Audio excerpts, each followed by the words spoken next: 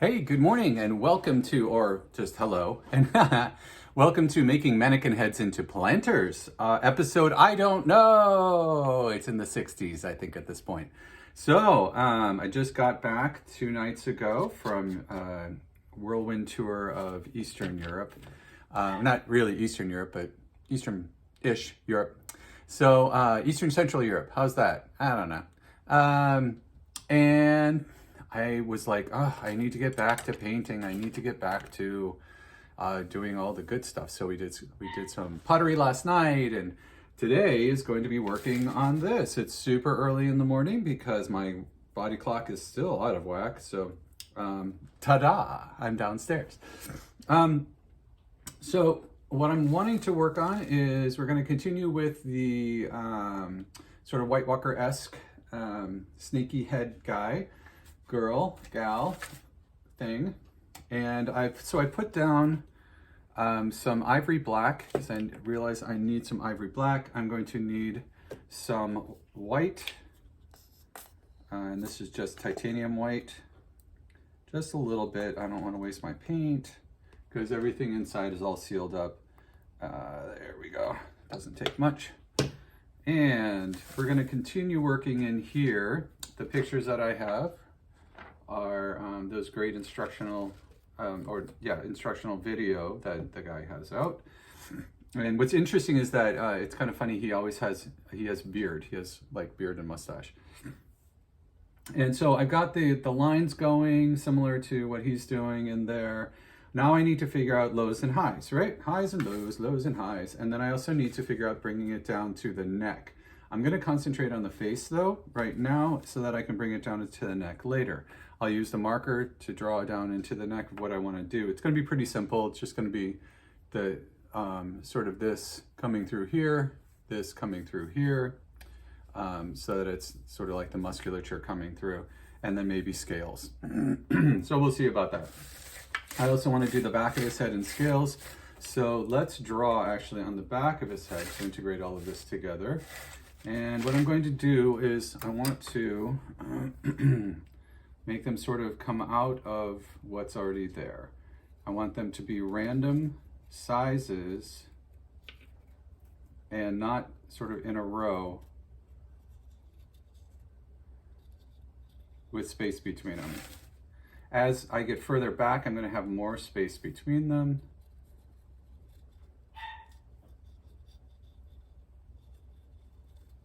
And make them larger. Now these are just, this is just sort of guidelines for where I'm going with this. These big cool scales.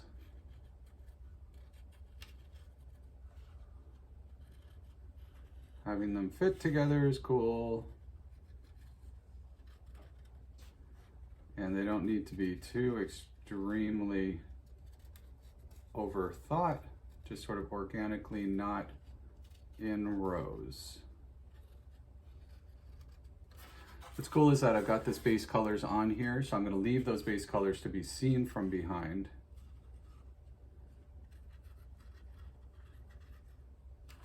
And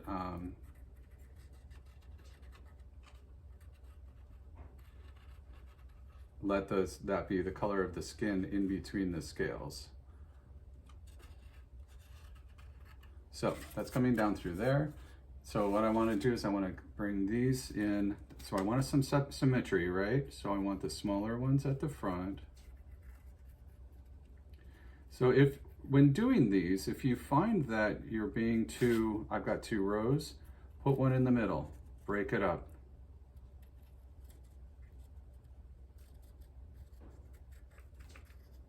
And so they're tighter together.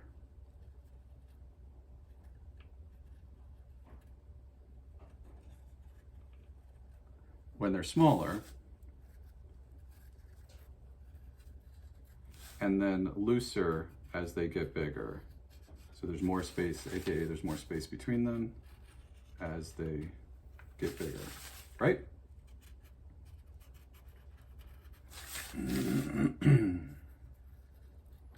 Being on a plane for so many hours, got me all congested. Not totally congested, but just somewhat. You can hear it in my voice. I've got this nice low baritone voice. I haven't been coughing as much as just some congestion in the chest.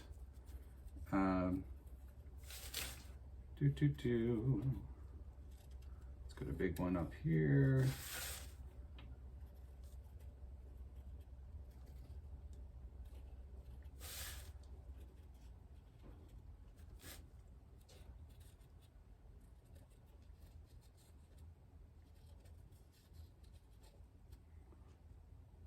Go.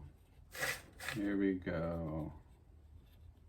It's got sort of almost a ring of them around each of the horns. One large one in here and one here.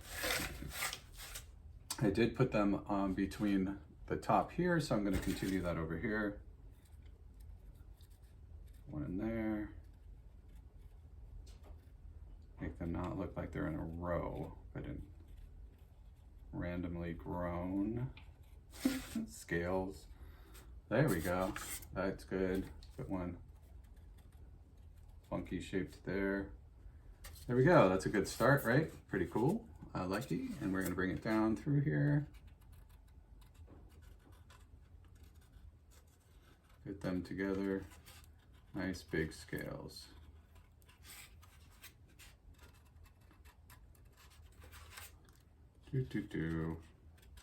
Drawing scales on a SculptCreted head.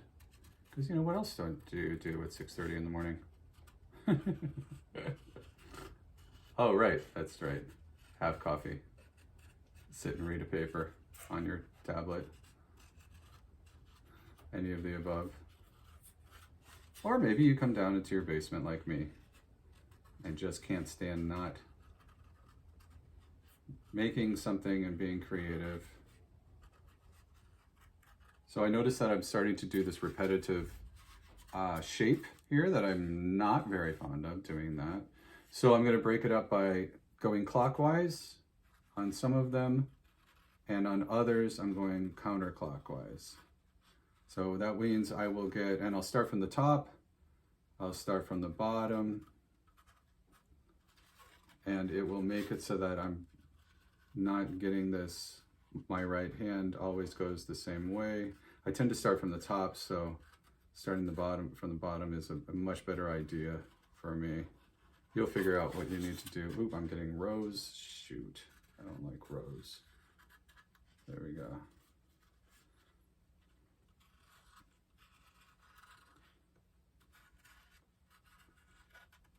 Get nice big ones through here. And then what we'll do is, with that, we'll think about the lines, any lines that we want to do that are also going to be coming down through here.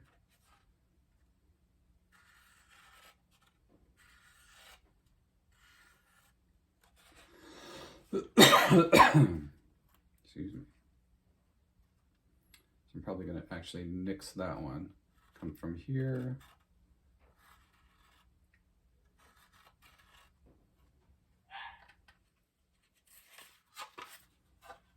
Down.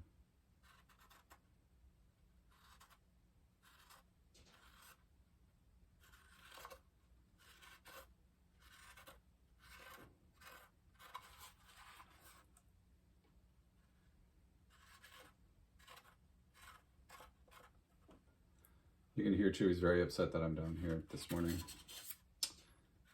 He's like, "Why are you down there and not with me?" I'm like, well, sorry, little buddy, but there we go. I got to figure out what I'm going to do with the stumps. There we go. And then through here, I'm going to do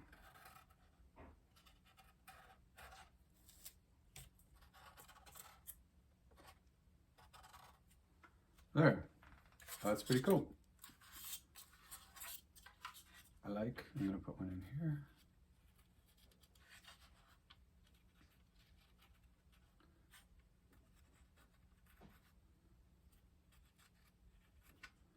Get them all the way around. Small ones. There we go.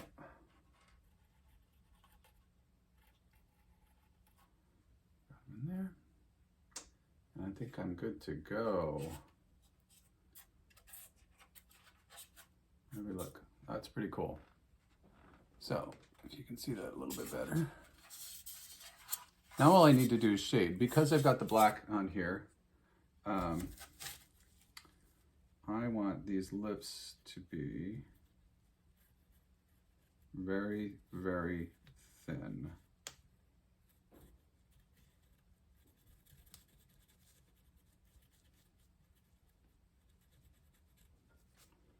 But relatively even mouthwise.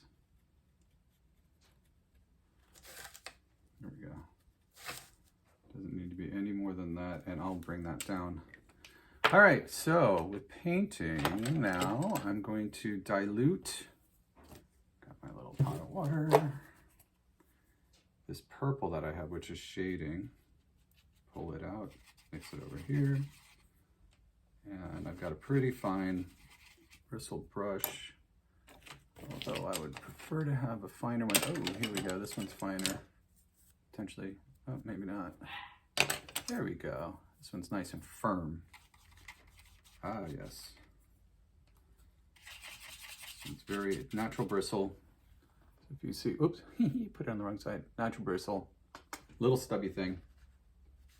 So now what I'm going to do is, my thought was to go around, pick a light source as we've discussed, and go around and just do the purple on the top edges.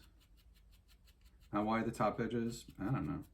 Maybe to make it look like it's shaded, that they're not sticky outy, but that they're recessed, right?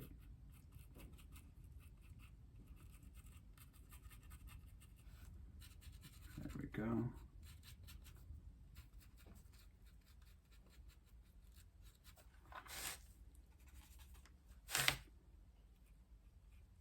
And it's like, well, why did you start there, Patrick?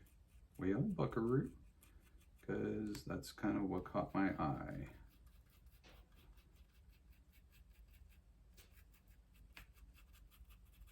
So as my paintbrush dries, it'll obviously put on less pigment, right? Or less paint. So as I do that, I can draw it down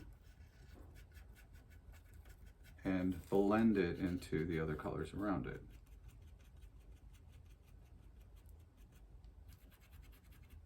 And remember, I'm going where it's mostly on the top, so that's going to be good.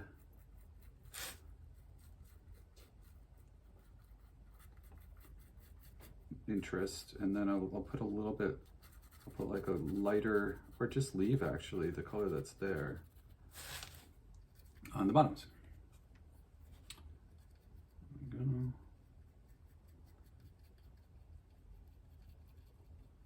So I know I touched upon this just briefly in a previous episode, but wanted to talk about it again. For some reason I was thinking about it oddly enough while I was asleep, sort of half asleep in the morning one morning, and last week, and I was thinking about, you know, I was having a discussion with somebody in my dream about how do you hold a paintbrush.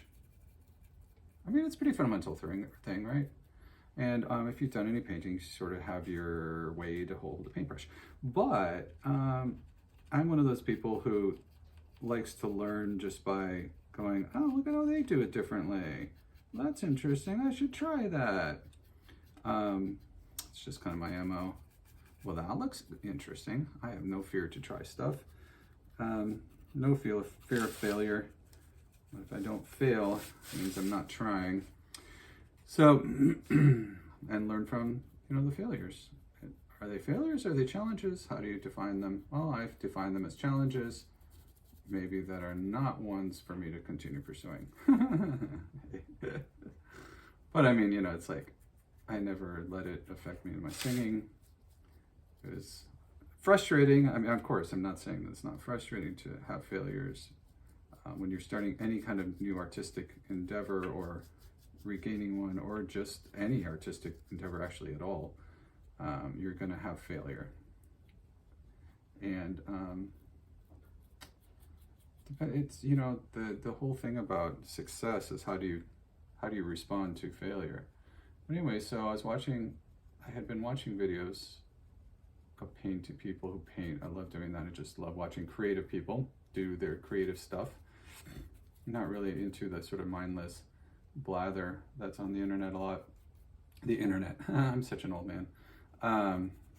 TikTok and stuff like that. Some of them are funny, but like for very short periods of time for me, I get very tired of it very quickly. I'm not really interested in people not being creative, but just sort of being dumb. Sometimes it's a good escape, but I'm not really into that. Never have been. So I was watching and I was like, oh, that's a bizarre way to hold a brush. So the person I was watching, she held the brush out here and never put her finger on the medium or the thing that she was painting. She was doing like really classical, traditional painting, which was fascinating. She was really, really good. Holy shit, was she good? Is she good? So I was like, well, I'm gonna make myself do that. See if I like that. Maybe that's a better way for me to do it. See if I have enough control to be able to not always have my pinky.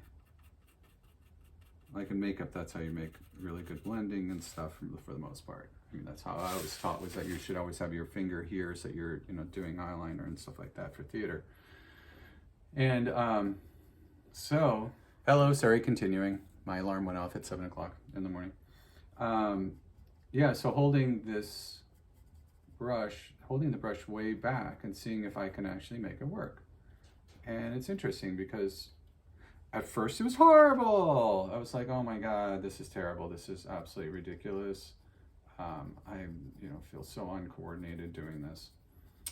And then the more but I forced myself to continue, like, just to see, because, your body's got to get used to something. It's not going to, sometimes it's instantly like, oh God, thank you. That was exactly what I needed because I didn't realize I had this issue.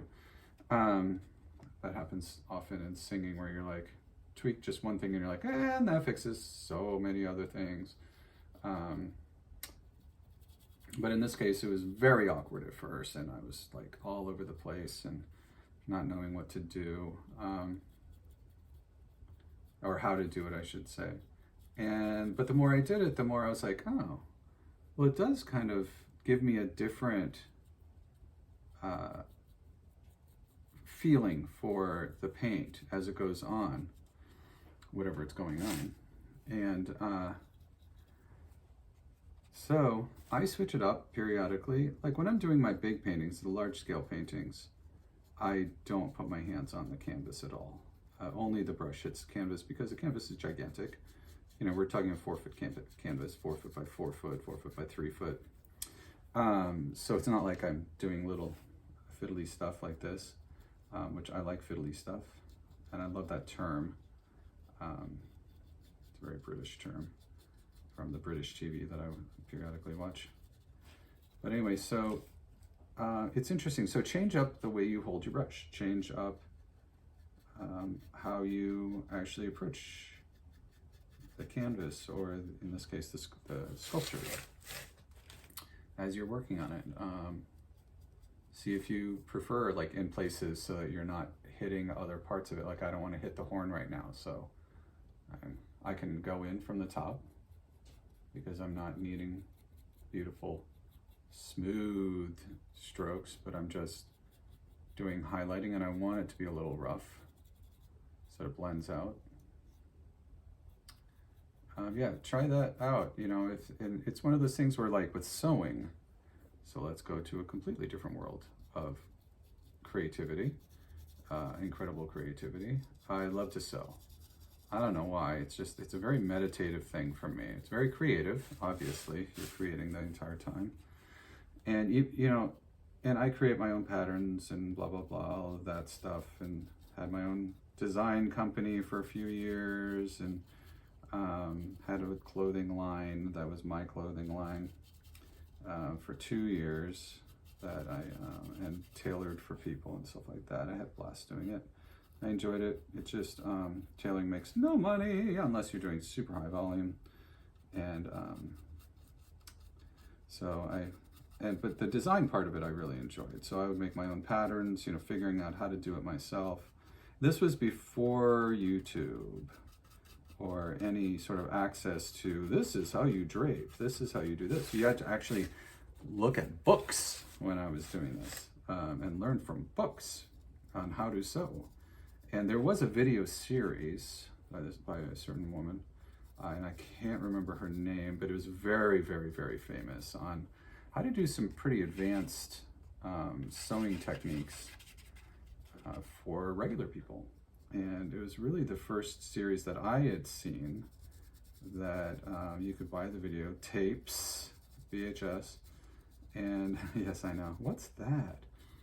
And and she was very, very good. The way she was on it was also public television. I think she was a public television person, whomever she is, but she was fabulous. And I learned how to drape from her, and I read a bunch of books on how to do it, like, you know, what's couture, what is all of these other things, and explored a bunch of different approaches.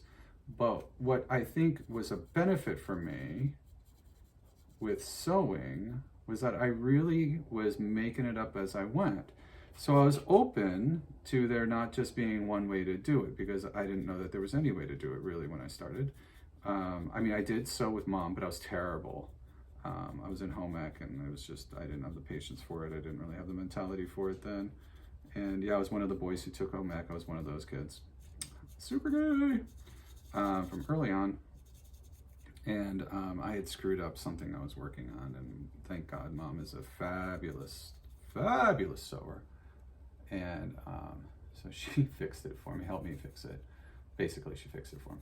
I was doing a shirt that I made, and the armholes were like way beyond like anything I knew how to do. And so thankfully she stepped in. She's like, oh, just do it this way. And she did it, and I was like, oh, thank you, it's done. But I did most of the other work myself, and because I can read, you know, instructions well and follow along. I love instruction books. I like writing them. I like reading them.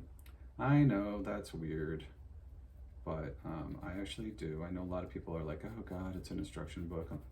I'm not gonna read through it, God forbid, or follow instructions on how to do it. I'll just figure out how to do it myself. It's like, well, that's good, but you know, a lot of times I'd be putting stuff together or doing something, and I'll be like, well, I think I can do it better if I do it this way. And I used to put stuff together, and I'd be like, oh, I have 2 parts left over. And why are they here? Because I was reading the instructions, and I seem to have extras. Well, now everybody like actually puts extras in. But anyway, so because I didn't actually like have a preconceived notion of it, this is how you do it type of thing, I did oh, this is how I'm going to do it. I wonder if it can be done this way. I wonder if it can be done this way. It's like with crochet. I'm not a fan, for me, the coordination of knitting is difficult for me conceptually. It's a little too restrictive. I know that sounds weird, but it is knitting is a very different thing from crochet. As you can tell, if you've seen the other videos or know me, you know I'm a real freeform type of guy. Go with the flow, go with the inspiration, that sort of thing. Well, with knitting, I know some people are, you know, can be that way, but not me. Knitting for me is, you know, you count and I'm not to the level where I can just be creative with it. Whereas with crochet, I've crocheted so much. I made so many things with crochet that I can follow the directions. I actually enjoy doing that for some projects.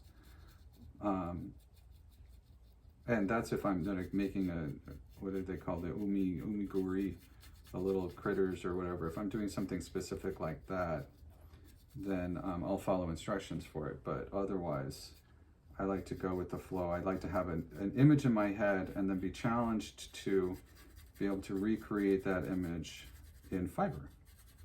It's also why I like weaving. I have a rigid heddle loom that thankfully in this house I'll actually be able to have out again. I haven't had it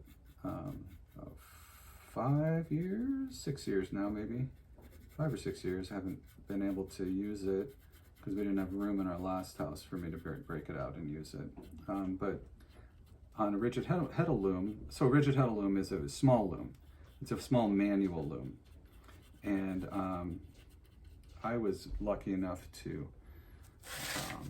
one of our friends in Kansas City, she wasn't using hers anymore, and she asked me if I was really interested in, you know, fiber arts and doing different things. And she was like, well, maybe, why don't I try this? And she gave it to me, incredibly enough. She's so generous. And she's like, yeah, try it. See if you like it. If not, give it to somebody else who might use it. Because she hadn't used it in quite a long time. She was more into doing really fabulous quilts and stuff like that, Carolyn Spawn. And so she sort of started this spark in me of weaving. So my mom weaves. She's actually got a full loom, gorgeous, nice big loom, in the living room at home at Mom and Dad's house. Yeah, I know. It's like, whose mom has that? My mom does. So that's, you know, Mom and Dad, that's where this all comes from. But so she's fearless, you know, she's like, I'm going to weave. I've always wanted to weave. And she was really into it, and she still does some. And you got to be able to sit down and really plan it. She's much more of a planner than I. She loves to experiment, but she she's a really good knitter. So me, with crochet and not being a good knitter, because it doesn't allow me the freedom that I like, when I do crochet, I really do like freeform stuff. I like to make functional pieces, but I also love to make non-functional pieces, pull them out, start over. My God, so I would used to work on projects, and I would be, you know, going through and trying out different stitches and crochet, and then I would pull it all out, and Lee would be like, oh, what are you doing? And I'm like, I'm pulling it out. I now know how to do that stitch. I've read how to do it, and now I'm going to try to see if I can incorporate it into something else. So it was so funny. He would be just so like, oh my God, I can't believe you just did all that work and you're pulling it out. I'm like, well, you know, I didn't do it as a permanent thing. I had it in mind that I was not going to keep it. It was just a practice piece. It's so cute. He would be like, oh my gosh, that's just, what's wrong, you know? As I'm pulling out, you know, a whole skein of beautiful wool, and I don't want to just like have it on a test piece. I mean, why leave it together? But yeah, so that freedom of crochet for me was really liberating in fiber arts. I ended up actually in the rigid heddle loom, adapting it to tapestry work. So rigid heddle loom, because it's very manual, you don't have registers and things like that, or whatever they're called, the big clunky things that are so cool. You are able to sort of just work on a smaller scale. I mean, you can on the big looms as well, but you're restricted. The restriction is that you are on a much smaller scale. Excuse me. And I don't know if you can hear Larry upstairs. He is singing up a storm. It's really funny. It's very cute. Yeah, so and it was 1 year that when we were here in Kansas City, I mean in Connecticut actually, that we were in our first apartment here, and I was like, oh, this would be kind of neat. I have all these t-shirts that I then cut into lengths, into like straps, right? And I gotta get going here. All right, I'm gonna leave this here. Since I'm out of paint over here, I didn't even use my black. I'm gonna actually cover this up so I can use it later. And yeah, so I ended up cutting all these strips of fabric and then taking a couple photos, and like it's a sunset photo at the back window of my parents' house, the bay windows, and right off the kitchen. And I was like, oh, I'm gonna try to sort of do a semblance reproduction of that. Came out really nice, actually. It's very cool. And mounted it on a board. And then for my sisters, I did jewelry holders. I don't know where I came up with the idea. It literally just sort of hit me that I thought it would be cool that when you have earrings and necklaces and things like that. I was also collecting rhinestone antique jewelry because I knew I could use it artistically somehow. So my thought was that I would give it with the rhinestone jewelry. Let's walk this down. And be done. And it's sort of embedded in it, so it's like rhinestone earrings and stuff like that I got at estate sales, which was so beautiful.